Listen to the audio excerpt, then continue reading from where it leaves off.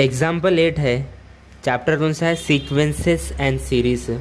तो क्वेश्चन है how many terms of the GP 3, 3/2, 3/4 so on are needed to give the some.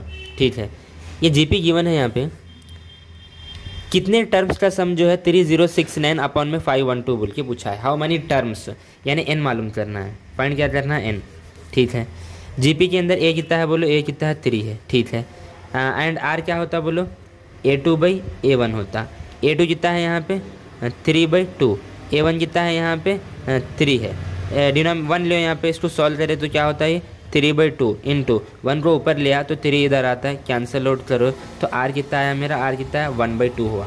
Are कितना है 1/2। अगर are निकालने कन्फ्यूज़ हो रहा तो मैं बताऊँ, मैं यहाँ तो A3/A2 करो आप तो भी आ रहा था। A3 कितना है बोले यहाँ पे 3/4 है, 3/4 अपॉन में A2 कितना है 3/2 है। ठीक है, इसको सॉल्व करेंगे हम 3/4 एज इट इज इंटू 2 ऊपर जाएगा 2/3, इससे इन जाए इससे इन जाए तो फाइनली 1/2 आ रहा है। ठीक है, आ रहा है। SN कितना गिवन है बोलो, SN कितना है 3069 अपॉन में 512। ठीक है, कितना आया 1/2 आया। हम आपको फार्मूला बताए हैं, R1/2 के लिए समेशन का फार्मूला SN बैठेगा, SN A 1 माइनस आर की power n divided by 1 minus R. कब, जब r लेस देन 1 हो। ठीक है, ये फार्मूला बैठेगा।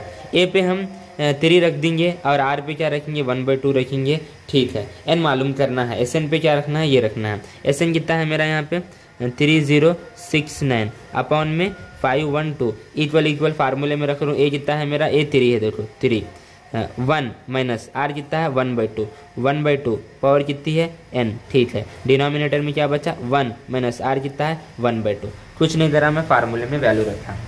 ये 3 जो है RHS में मल्टीप्लाई में है, इधर ले तो डिवाइड में होता है। फाइनली मैं इसको इससे कैंसिल कर दूँ, 3 1 3 0, 3 2 6, 3 3 9। तो फाइनली LHS में 1023 अपॉन में क्या है 512 बच्चा इक्वल यहाँ पे 1 माइनस 1/2 पावर कितनी है एज इट इज। ठीक है, यहाँ पे एलसीएम अगर 2 लिया, 2 की मल्टीप्लाई 1 के साथ होती है, 2 इंटू 1 2 माइनस 1। ठीक है, इसके बाद का स्टेप यहाँ पे देखो। अब फाइनली एलएचएस में क्या है यहाँ पे 1023 अपॉन में क्या है 512 इक्वल 1 माइनस 1/2 पावर कितनी है n। ठीक है, अपॉन में 2 माइनस 1 1 होता है, ये क्या हुआ, 1/2 हुआ। ठीक है, अब यहाँ पे देखो 1023 अपॉन में 512 इक्वल। अब ये कौन सी फॉर्म में आ गया, A/B/C/D फॉर्म में, A/B/C/D फॉर्म में हुआ। तो अपने को मालूम है इसकी मल्टीप्लाई इसके साथ होती A इंटू डी होता और इसकी मल्टीप्लाई इसके साथ होती B इंटू सी होता।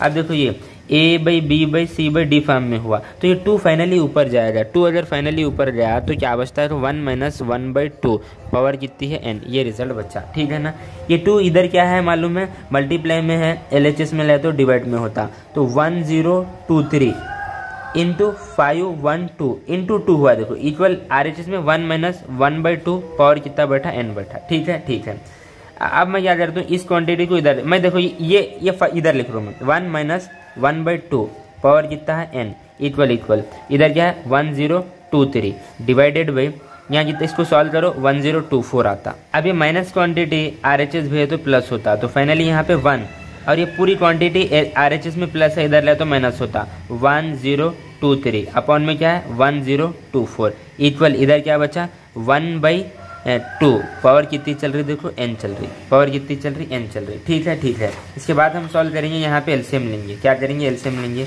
यहाँ पे ले रहा हूँ, देखो मैं एलसीएम कितना आता है बोलो, तो इस बात को पहले लिखूँ मैं 1/2 पावर कितनी है n। ठीक है, अब यहाँ पे देखो एलसीएम कितना आया 1024 की मल्टीप्लाई इसके साथ 1024 माइनस 1023। ठीक है, अब देखो ये 1/2 पावर कितनी है n इक्वल 1024 में 1023 गया तो ये 1 बचा, अपॉन में क्या है 1024।